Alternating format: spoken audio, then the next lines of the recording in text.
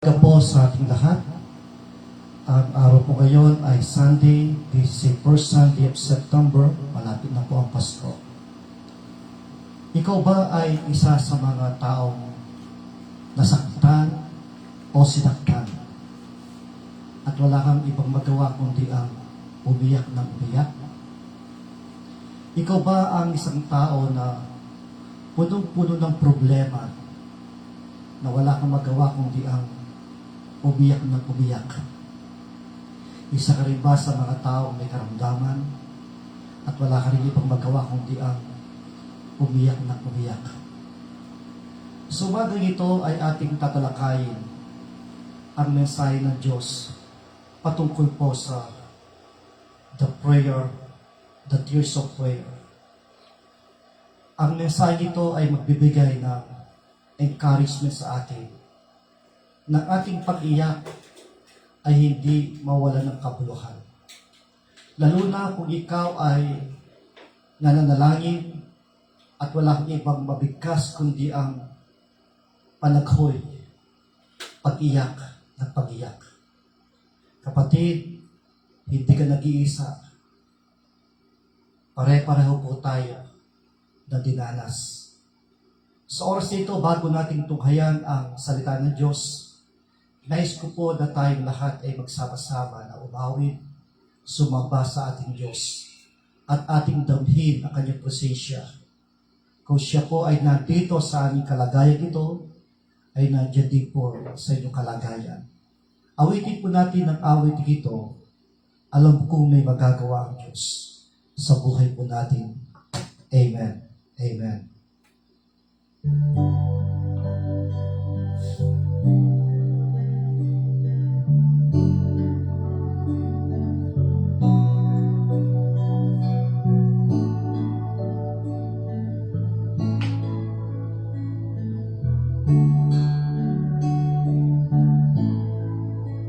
Alam kong may magagawa ang Diyos.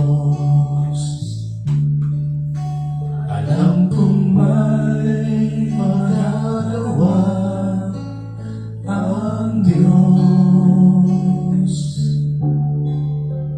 Kung ako'y magtatapat sa Kanya'y maglilingkod, alam kong may magagawa ang Diyos.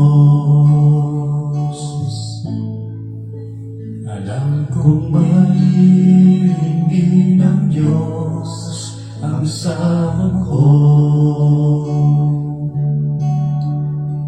Alam kong diringgin ng Diyos ang sama ko. Kung ako'y magtatapat sa Kanya'y maglilingkod, alam kong diringgin ng Diyos ang sama ko. Alam ko may magagawa ang Diyos. Alam ko may magagawa ang Diyos. Kung ako'y magtatapat sa Kanya'y maglilingkod, alam kong may magagawa ang Diyos. Ang makasama ng Diyos ay tunay. Ang makasama ng Diyos ay tunay. Kung ika'y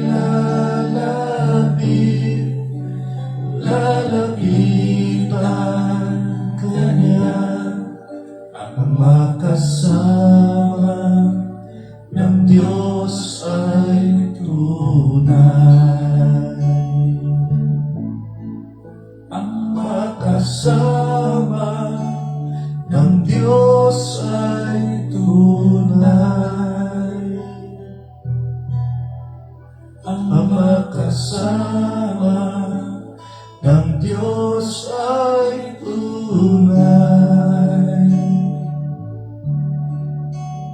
Kung ika'y lalapitan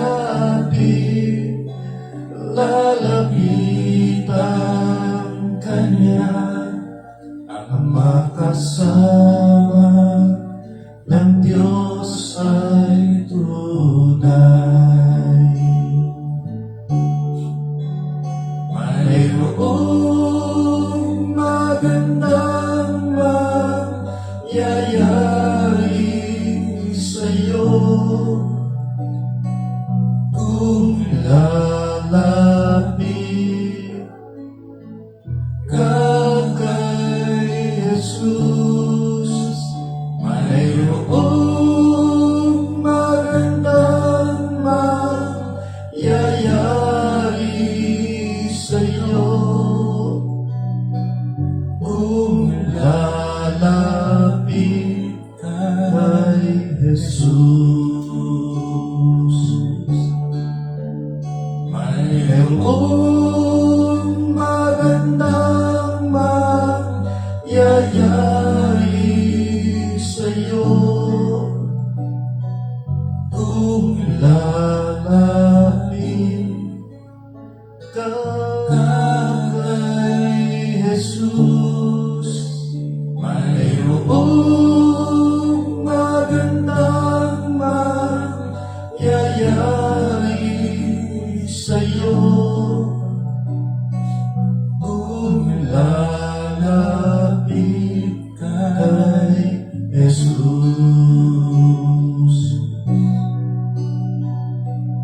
Kung lalapit kay Jesus.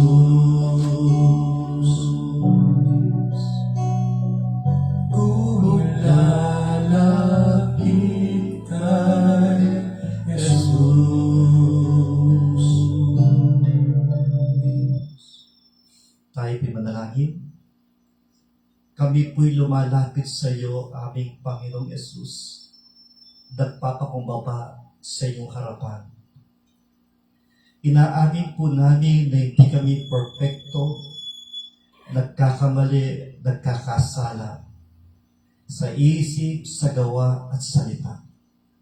Subalit kami po'y nagpapasalamat sa iyong biyaya na kami po ay hindi karapat dapat mahalin, subalit minamahal mo kami. Hindi kami karapat dapat patawarin, pero pinapatawad mo kami.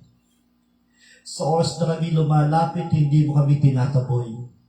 Tinatanggap mo kami. Panginoon, patawarin mo kami sa lahat ng mga kasalanang aming nagawa at kami linisin sa pamamagitan ng iyong banal na dugo tumulo doon sa krus na Kalbaryo. Sa oras na ito ay aming tutunghayan ang iyong mga salita patungkol po sa pag-iyak. Alam po namin mula sa iyong salita, O Diyos. Panginoong Jesus, nung namatay ang iyong kaibigan na si Lazaro, ikaw din ay umiyak. Naniniwala kami ang aming pag-iyak ay iyong pong naunawaan at naiintindihan. At hindi nasasayang ang bawat pag-iyak po namin at pagtulo ng aming luha. Kaya sa oras dito, samahan kami ng Santong Espiritu upang aming tunghayan ang iyong mga salita na ito'y magbibigay sa amin ng encouragement na magpapatuloy kami sa iyo sa aming pagsamba, sa aming paglapit sa iyo, sa aming pagpupuri at paglilingkod sa iyo.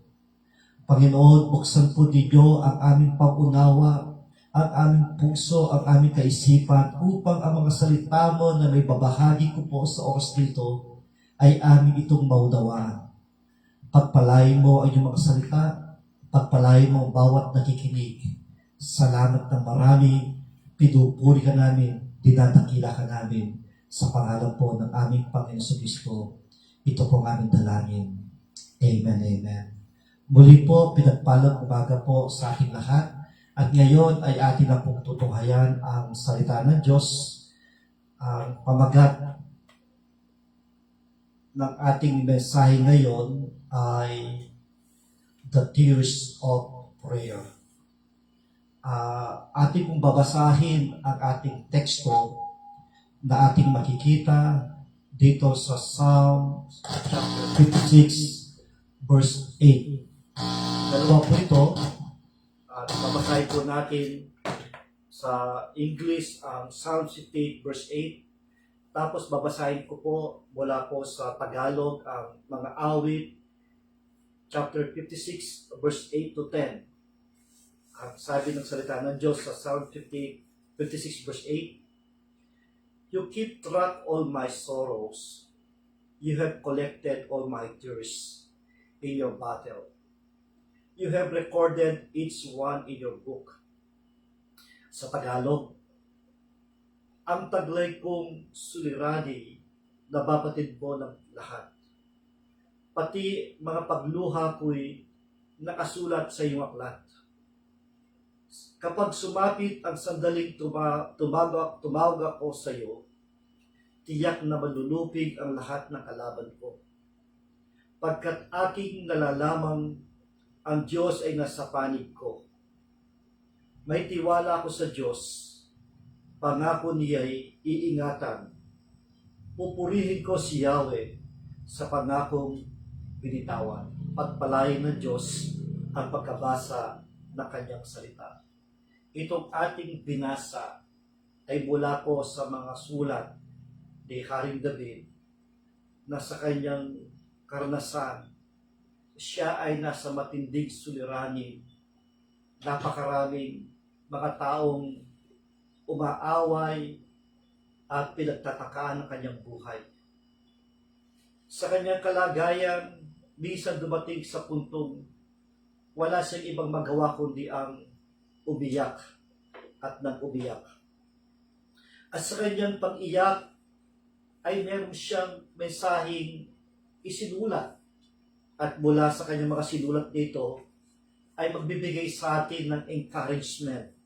Na tulad ng sinabi ni Haring David, na sinabi niya, kapag sumapit ang sandaling tumawag ako sa iyo, tiyak na malulupig ang lahat ng kalaban ko. Kapag aking nalalamang ang Diyos ay nasa panig ko. Mga kapatid, marahil tulad ng aking tanong kanina, isa ka sa mga taong inapi, sinaktan, o sinasaktan. At wala kang ibang magawa kundi ang umiyak ng umiyak. Gusto mong manalangin at wala kang ibang masabi, mabigkas sa iyong panalangin kundi ang panaghoy, pag-iyak ng pag-iyak. Kasi napakasakit ang ginawa sa iyo. Kapatid, itong mensahe ito ay hindi lamang po para sa inyo. Ito rin ay para sa akin. Ang mga salita ng Diyos na aking pinag-aaralan, pinagbulay-bulayan, at ginagawang outline at binabahagi ko po sa inyo. Tandaan po natin ang salita ng Diyos, ang Biblia. It is a precedent book na ang ibig sabihin, mga pangyayari na nakasulat sa Biblia, mga karanasan na nakasulat sa Biblia, mga himala na naganap sa Biblia, ito ay lahat ay pwedeng magyari sa ating kasalukuyang buhay. Sapagkat ang Diyos natin noon ay Diyos ngayon, Diyos magpakailanman.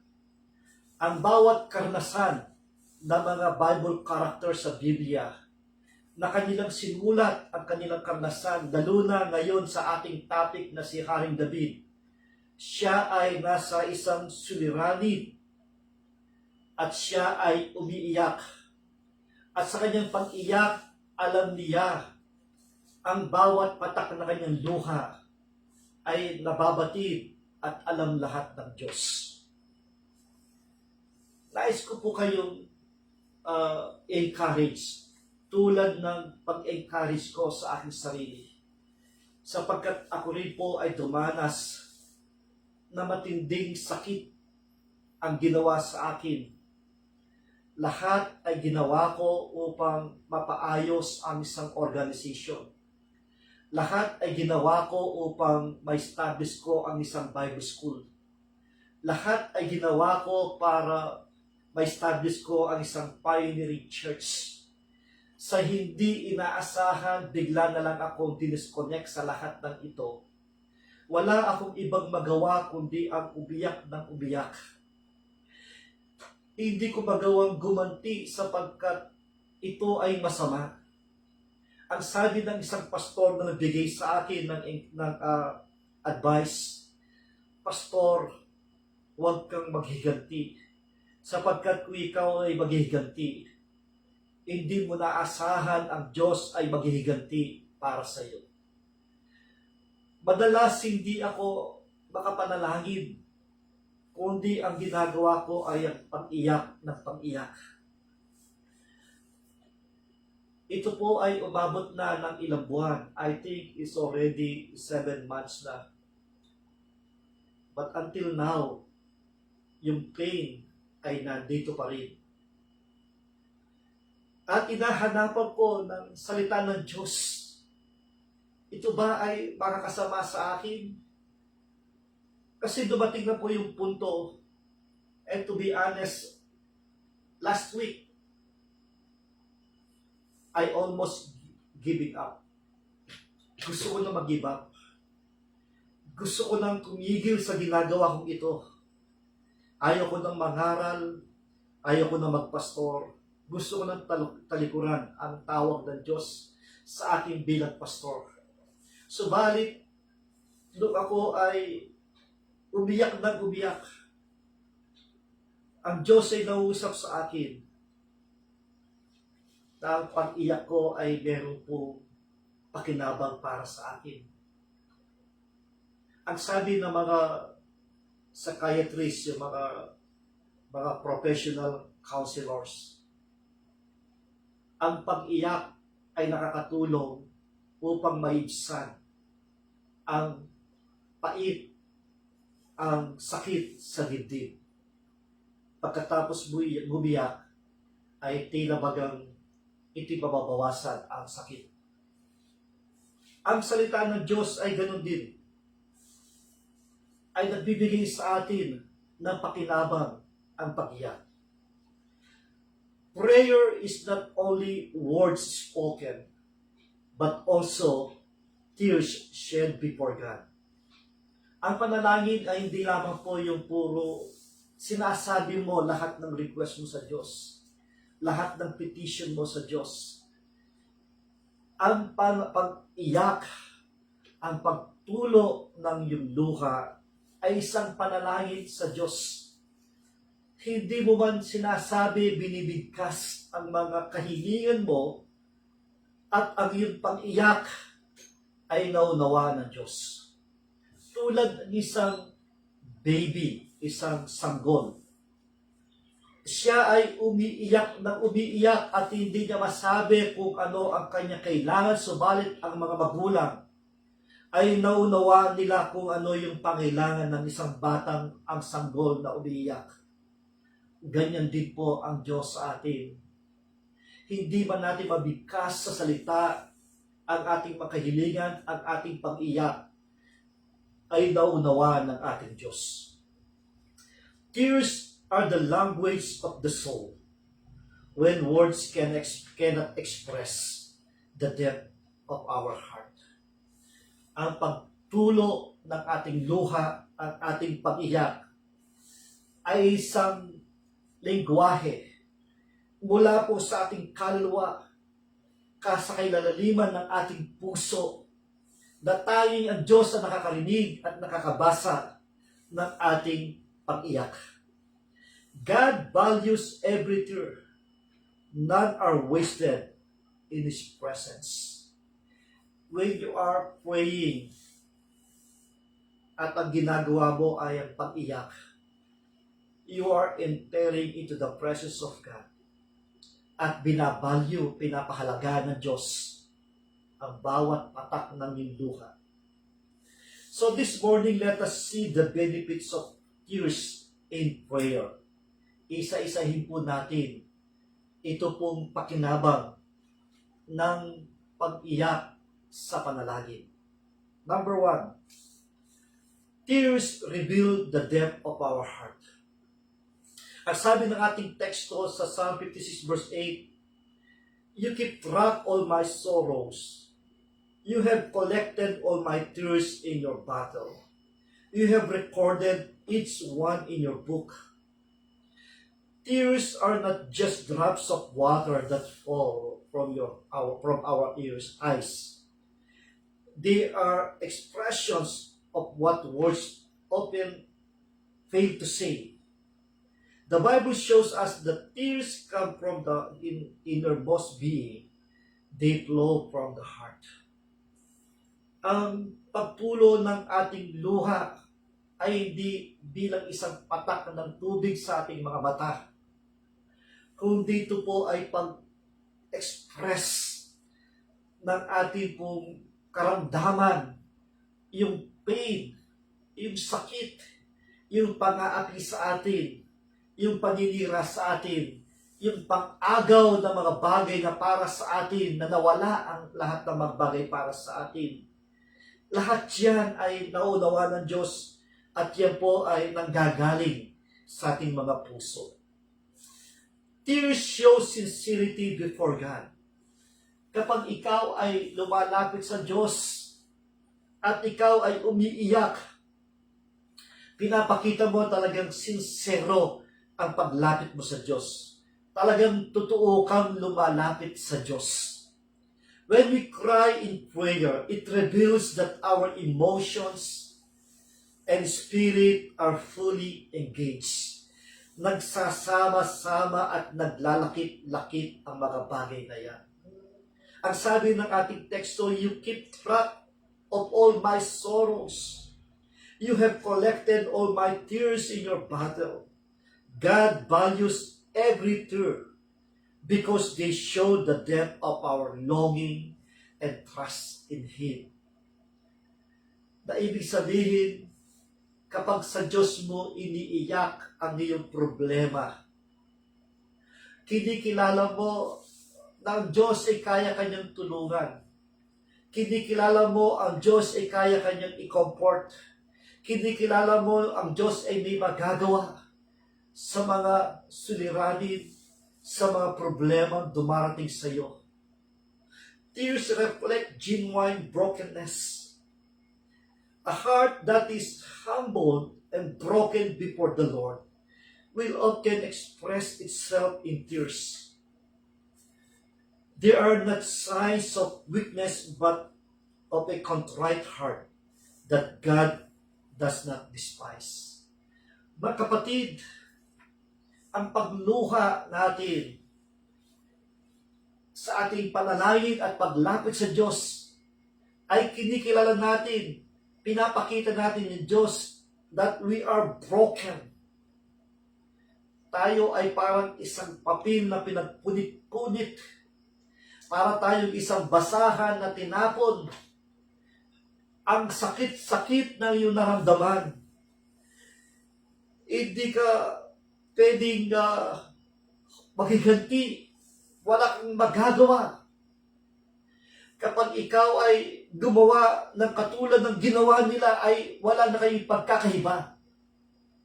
Ibig sabihin, we need to be different from them. We need to follow God's plan. Kailangan mo natin gawin yung pong dahilan kung bakit tayo nabubuhay bilang isang Kristiyano. Alam at naunawa ng Diyos yung mga brokenness natin. Tears reveal love and compassion. Ang pag-iyak din ay nagpapahayag ng ating pagmamahal at ating pong kahabagan. Si Jesus mismo ay naranasan niya na siya'y umiyak.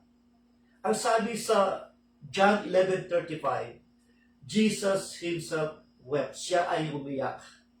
Showing his deep love and empathy.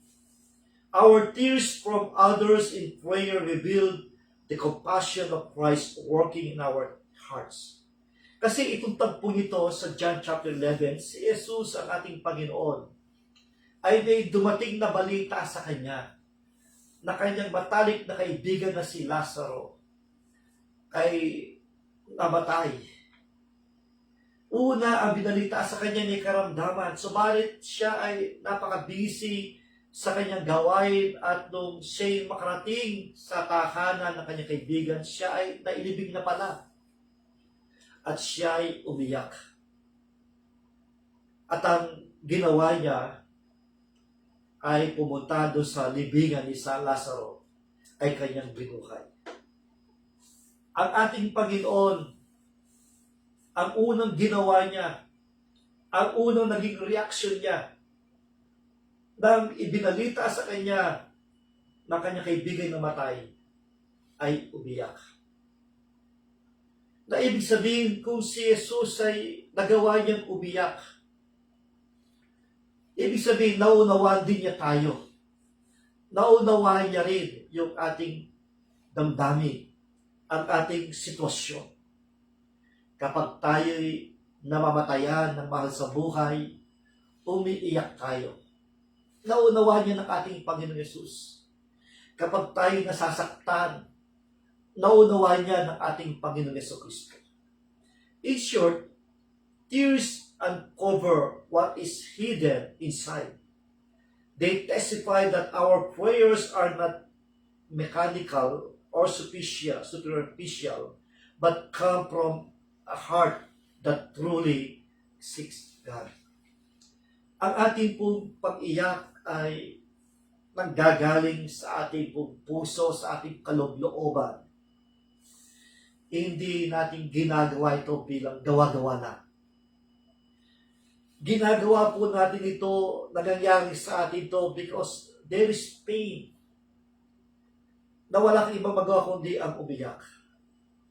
Pero iyan po ay naunawa ng Diyos sa atin. Kaya kapatid, sa unang punto pa lang natin, sa ating topic ngayon, nagbibigay na sa atin ito ng encouragement. Pangalawang punto na ating makikita, tears move the heart of God. Ang sabi ng Isaiah 38 verse 5, go and tell Hezekiah, this is what the Lord, the God of your father David says. I have heard your prayer and seen your tears. I will add 15 years to your life. Si Hezekiah ay isang tapat na hari sa Israel. At sinabi sa kanya ng isang propeta na nakatakda na yung kanyang kamatayan. Siya'y mamatay na. Subalit siya'y nanalangin. At sa kanyang panalangin, kasama yung kanyang pag-iyak, ang kanyang panaghoy. At ito'y narinig ng Diyos. At in-extend pa ng Diyos ng 15 years ang kanyang buhay. Marahil isa ka rin sa katulad ni Hezekiah na nakatakda na yung kamatayan. At marahil isa ka rin sa tulad niya, may karamdaman ka. Wala kang magagawa. Wala kang perang panggamot. Wala kang malalapitan na mga tao na pwedeng tumulong sa iyo. Pero kapag ikaw ay manalangin na may pagluha sa Diyos na gagaling sa iyong puso, and I believe this is a precedent. Nangyari ito kay Hezekiah at posibleng mangyari din sa panahon ngayon. Pwedeng mangyari sa iyo ito nangyari kay Hezekiah na siya'y umiyak at nanalangin sa Diyos at narinig ng Diyos sa kanyang panalangin and extend pa ng 15 years ang kanyang buhay ng Diyos. King Hezekiah wept bitterly and God extended his life. Yung pait sa kanyang puso, sinabi niya yung kanyang katapatan, yung kanyang paglilingkod sa Diyos. Sinabi niya lahat, ako ni kahit hindi niya sabihin, batid lahat ng Diyos na yan. Alam ng Diyos kung anong kalagayan natin. Alam ng Diyos ang totoong kwento sa bawat pangyayari ng buhay natin. Alam ng Diyos kung anong nangyari sa akin Alam ng Diyos kung ano nangyari sa iyo. Alam ng Diyos ang totoong kwento sa nangyari sa akin. Alam ng Diyos ang totoong kwento na nangyari sa iyo. But when you come to the Lord, na meron pong pag-iyak at pagbigkas ng sakit na may luha, naunawa ka ng Diyos. Tears move the heart of God. Kung tayo po mga tao ay may damdamin na kapag meron tayo nakitang taong umiiyak, nasasaktan, nababagbag ang ating damdamin, pati tayo ay naiiyak din. Ganyan din po ang ating Diyos. Naunawain niya tayo. God is touched by our tears because they come from a contrite heart. Yung po bang a broken heart, yung pain, alam ng Diyos, nahihipo ang kanyang puso kapag nakita niya tayo ay umiiyak. The tears of prayer are not ignored. They bring divine attention and intervention. Kaya kapatid, kung ikaw ngayon ay iyak na iyak sa harapan ng Diyos dahil sakit na ginawa sa iyo, sa paninira, sa pagkuha ng mga bagay na dapat sa iyo, iyan po ay kumukuha ng divine attention sa ating Diyos. At ang Diyos ay magbibigay ng intervention sa atin. Siya ay mag-interfere, siya ay makikialam, siya ay papasok, siya ay gigitna sa problemang yan at bibigyan ka ng vindication ng Diyos.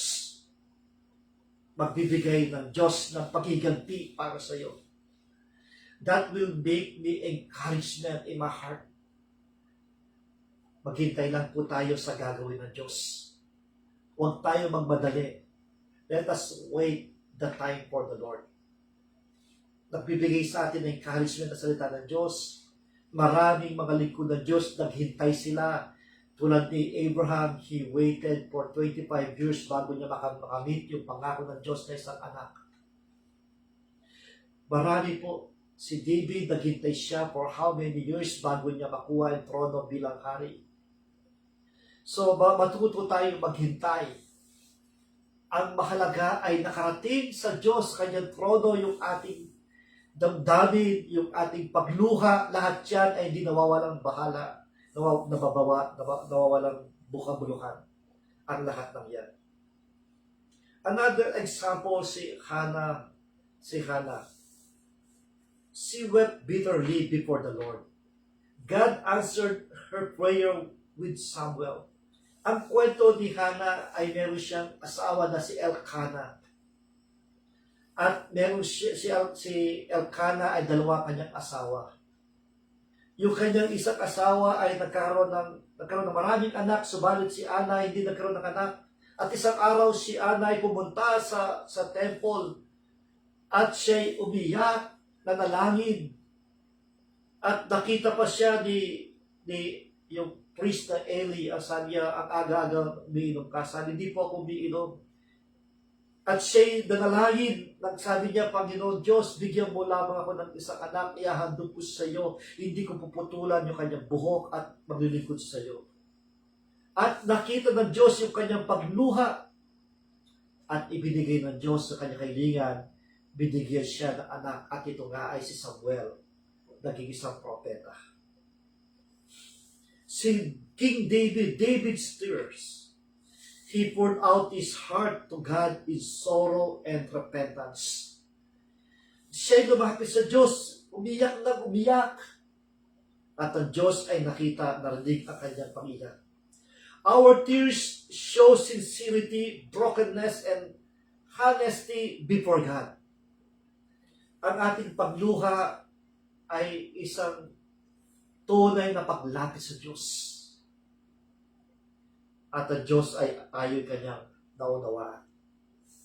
Tears move the compassion of Jesus. Yung pong pagluha natin ay nahabag ang Diyos. ang kanyang puso ay nahihipo kanyang puso. Katulad ni Mary and Martha's tears. Jesus was moved in compassion and wept at Lazarus' tomb. Nung makita niya sila Mary at si Martha umiiyak sapagkat namatay na yung kanilang kapatid na si Lazaro. At si Jesus ay umiyak din, nakiyak din sa kanila. Pangalawa, the widow Nain. Jesus saw her weeping, raise her son. Yung kanyang anak ay namatay. At ito isang widow. Hindi binanggit yung pangalan niya sa lugar ng Nain. Siya ay umiiyak, kalong-kalong yung kanyang anak. At namatay. At nilapitan siya ng Panginoong Jesus. At nakita ng Diyos yung pag-iyak ng isang widow. At pinag-pray yung bata at binuhay yung bata. When we cry out, Jesus touched with the feeling of our infirmities. Kapag tayo umiiyak, ang Diyos ay kumikilos, gumagawa ng himala, ng solusyon sa lahat ng ating suliranin. Kahit ikaw ay may karamdaman, kapag umiyak ka sa Kanya, kaya Kanyang pagalingin. Kahit ikaw may problema, kaya Kanyang bigyan ng solusyon ng problema mo. Kapag ikaw ay dapi, kaya Kanyang ipagtanggol ng Panginoon. Ibig sabihin, kapag umiyak ka, naunawa ka ng Diyos. God collects our tears. They are precious to Him. Kumbaga parang kinokolekta, binibilang ng Diyos yung ating mga luha at ang lahat ng ito ay mahalaga sa Kanya. Tears may blur our vision, but they clear our hearts before God. Kapag umiyak ka, di ba nagiging malabo yung paningin mo? Nagiging blurred yung paningin mo. But when you crying before God, you are clearing your hearts before God. Naging malinaw ang puso mo sa harapan ng Diyos. Malabo ang paningin mo, pero malinaw ang puso mo sa harapan ng Diyos. Remember, your tears today can become your testimony tomorrow. Marahil ang pag-iyak mo ngayon at tinugod ng Diyos ang iyong kahilingan, ang iyong sitwasyon na kahit hindi mo hiniling ang mga bagay-bagay, pero nakita ng Diyos ang iyong pag-iyak, and then maybe tomorrow your tears become a testimony tomorrow. Amen. Pangatlong makita po natin, tears bring healing and strength. Ang sabi ng Psalm 30 verse 5, for His anger lasts only a moment, but His favor lasts a lifetime. Weeping may stay for the night, but rejoicing comes in the morning. Weeping may endure for a night, but joy comes in the morning. Maaring sa gabi, ikaw ay iyak ng iyak. Ako po sa ngayon, kapag dumarating po yung punto na ako po ay nadi-discourage and I almost giving up, gusto ko na mag-give up sa lahat ng mga paglilingkod ko sa Diyos. Pero wala akong ibang magawa kundi ang umiyak ng umiyak. Until now, umiyak ako ng umiyak. Kinabukasan, hindi na matutuloy yung pag-give up ko. Hindi na matutuloy yung plano kong titigil nga sa ginagawa ko. Kasi hindi ako nung gabi. Kinabukasan, parang bagong buhay naman.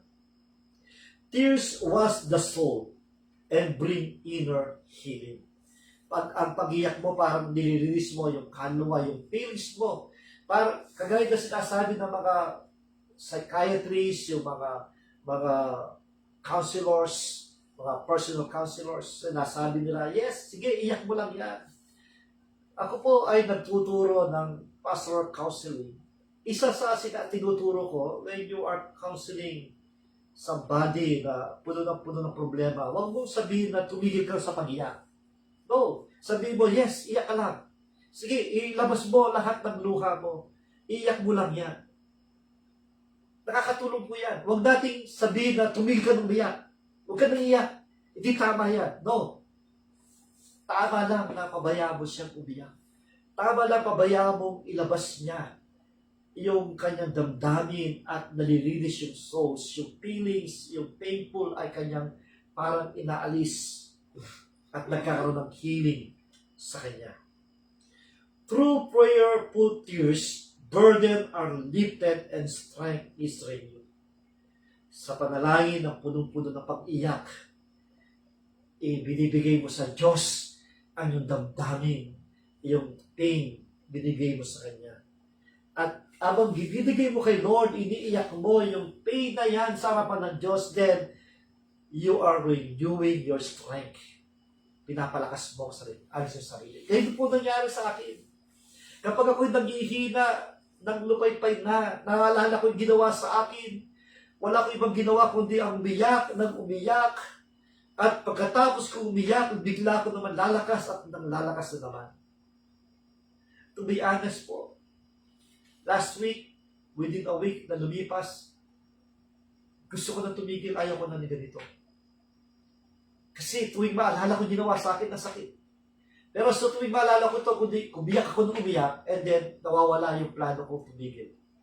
Kasi ang Diyos ay pinapalakas niya ako. Tears bring healing to the broken heart. Sabi ng Psalm 34 verse 8, the Lord is near to the broken-hearted. Malapit ang Diyos sa mga broken-hearted. Mas nagbibigay siya ng sympathy sa mga broken-hearted. Mas malapit siya. And I believe ang Diyos ay malapit sa akin. I believe ang Diyos ay malapit sa iyo. Kung ikaw ay umiiyak ng umiiyak, you are broken. Tears point us to God's ultimate healing. Revelation 21 verse 4, God will wipe away every tear. Kapag tayo po ay sa buhay natin sa mundo ito, puno-puno ng pagluha, pag-iyak. But darating araw tayo po'y magtatagumpay sa ating panampalataya sa Diyos. At kapag lisanin natin ang mundo ito, aharap tayo sa Diyos. Yung ating pagluha, yung ating luha ay papahiran ng Diyos.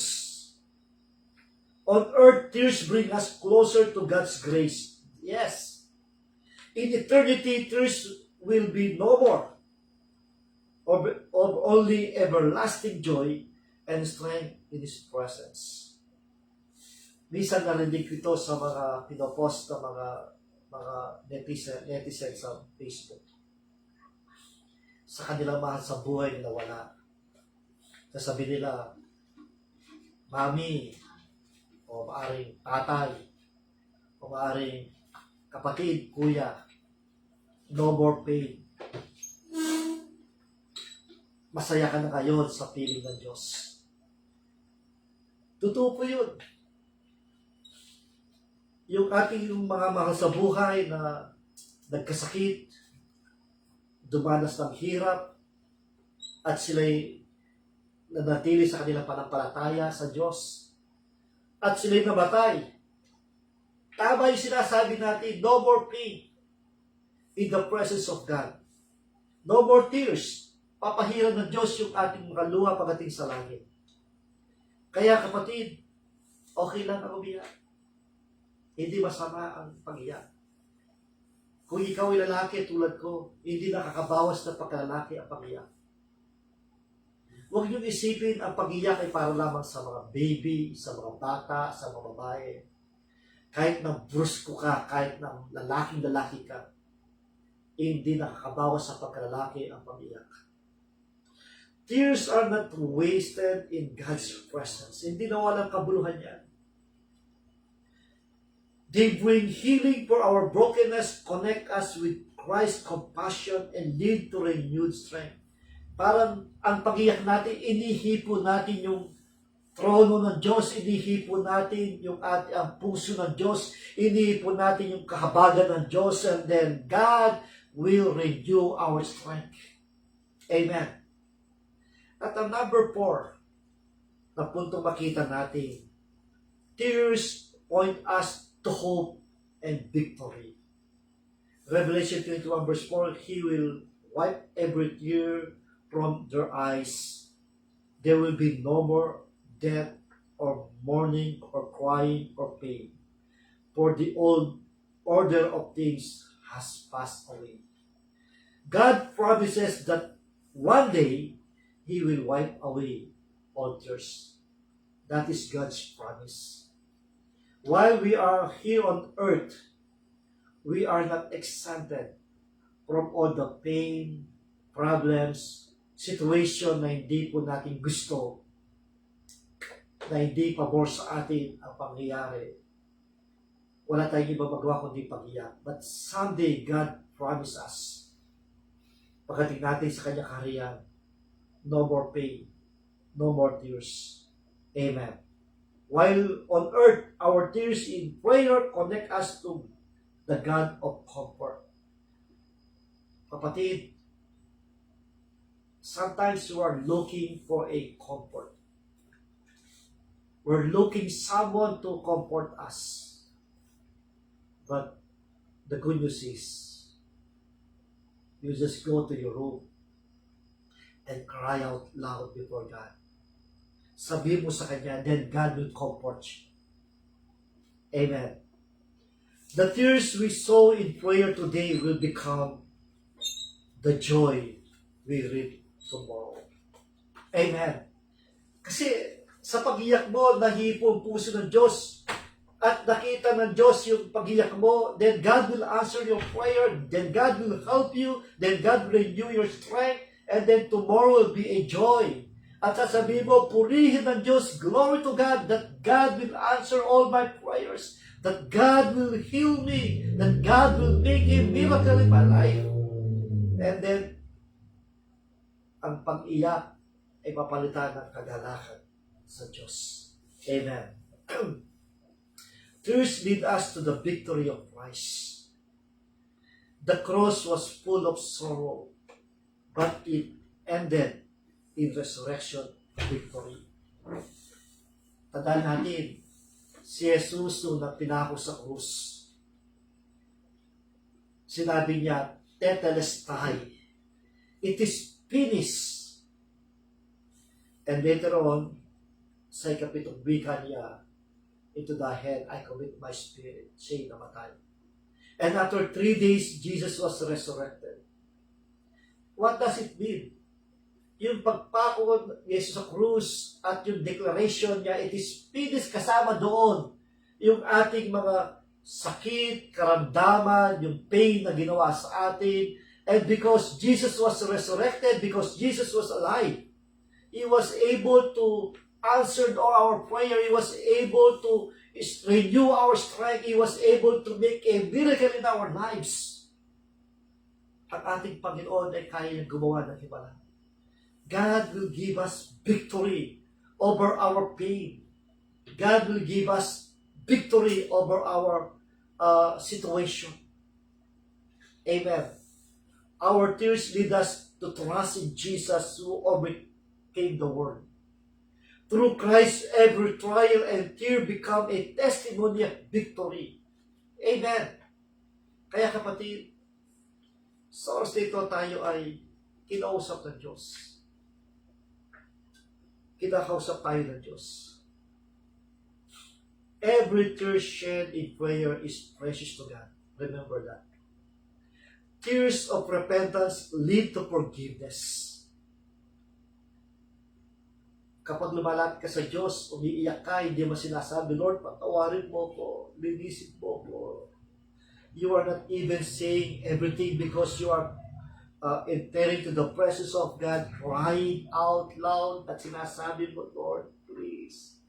Then God will forgive you. Then God will cleanse you with His holy blood. Amen. Tears of intercession bring salvation and deliverance. Yung bang iniiyak mo, yung mga mo sa buhay, Lord, save my loved ones. Please heal my loved ones. Iniiyak mo, then God will bring salvation and deliverance for your loved ones. Tears of faith lead to victory and answered prayers. Yung pong pag-iyak na may panampalataya sa Diyos, that you are asking, Lord, please, you are begging the Lord, you are begging God that God will answer your prayer, and hindi ka hihinto sa pag-iyak, hindi ka hihinto sa paghingi sa Kanya, and you are using your tears with faith, and God will answer your prayer. When words fail, let your tears fail. For God bothers them, remembers them, and answers them. Amen. Panalangin ko po na sino man po ang dumaranas ng tulad ko, ng pain, yung pag-iyak, ay nakatulong po sa atin na mensahe ito. The tears of prayer. Tears reveal the depth of our heart. Tears move the heart of God. Tears bring healing and strength. Tears point us to hope and victory. Next week, itutuloy ko po ang topic na ito, may part 2 ang message na ito. Para lalo po tayo ma-encourage sa salita ng Diyos na huwag nating isipin inabandon tayo ng Diyos. Huwag nating isipin na pinabayaan tayo ng Diyos. Huwag nating isipin na hindi ka mahal ng Diyos.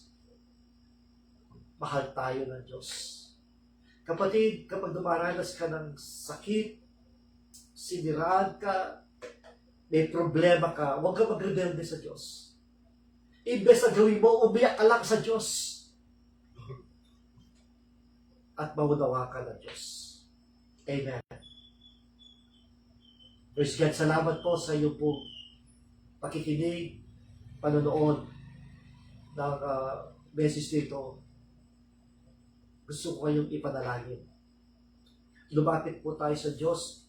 Let us bow our heads and let us pray. Maraming salamat po, O Diyos, sa iyong mga salita namin po. Tinunghayan, pinagkulay-kulayan, pinag-aralan. At ito'y nagbigay sa amin ng encouragement na kami lahat na dumadanas ng pain, brokenness, na wala kaming ibang magawa kundi ang umiyak sa iyong harapan. Na ang aming panalangin ay ang panaghoy, pag-iyak sa iyong harapan. At salamat mula sa iyong salita, naunawan mo pala kami. Nalilinis ang aming kaluluwa. Pinapatawad mo kami. Tinutulungan mo kami. Nahihipo ang puso mo. Gumagawa ka ng himala. At binibigyan mo ng kagalingan ang aming damdamin. At binibigyan mo kami ng pag-asa at tagumpay kapag kami umiyak sa iyo. Na hindi kami kailangan magrebelde, hindi kami kailangan magiganti sa mga taong umapi, nanira, kumuha ng mga bagay na para sa amin. Hindi namin kailangan gawin yun. Kundi ang gawin namin ay ang umiyak lamang ng umiyak sa iyo. And later on, makita po namin yung vindication ang pangako mo sa amin, O Diyos. Salamat po ng marami. Sino man po sa mga nanonood na meron pong naramdaman ng sakit, karamdaman, Lord, I pray that you lay your hands upon them and release your healing power right now in the name of Jesus. Sa aking kapatid na si Kuya Jack, Lord, nandun nasa man siya. Please, gumawa ka ng himala. Gusto niya magpagamot, wala siyang pera panggamot. Wala kaming maitulong sa kanya kundi ang panalangin. Idulog siya sa iyo, Lord. Lord, please. Pagalingin mo po si Kuya Jack. Gumawa ka ng himala sa kanyang buhay. In the name of Jesus. Panginoon, sino po dito ang may problema sa kanyang pamilya? Yung relasyon sa kanyang mga anak, Lord, gumawa ka ng himala. Mga kapatid ko, Lord, may problema sila, ikaw bigay ng solusyon sa kanilang mga problema. Salamat po, Lord. Dinadalahin ko rin, magbukas ka ng tahanan para magkaroon ng Bible study. Please open doors for me to plant a church in your own way, in your own time. Give me a place kung saan ako mag-evangelize, mag-win soul, mag-put ng church mo. And please, I pray that you provide our needs financially. Ang aming pong pagkain sa araw-araw, ikaw mag-provide, Panginoon. Lord, alam mo, for how many months? For 7 months, wala po akong regular income. But I thank you, Lord, for giving a blessing, yung pagkain sa araw-araw binibigay mo. Please, Lord, tulungan mo kami sa aking pangailangan. Pagpalain mo po ang aking pamilya, ang aking mga anak, aking asawa, ang bawat isa, O Diyos. Purihin ang dakilang pangalan. Maraming salamat po sa katugunan ay panalangin. To God be the glory. To God be the glory. In Jesus' name we pray. Amen. Amen. Maraming salamat po sa iyong pakikinig at pwede po kayong magbigay ng tulong. Ilalagay ko po ang aking GCash. At kung gusto niyo magbigay ng offering, ng tulong para sa ministry ito, at padalahin ko na kayong pagpalain ng Diyos, ibabalik sa inyo ng 100 folds ng Panginoon. At pagtulong nyo, any amount ay recorded yan sa kaharian ng Diyos. Maraming salamat po. God bless you. Amen.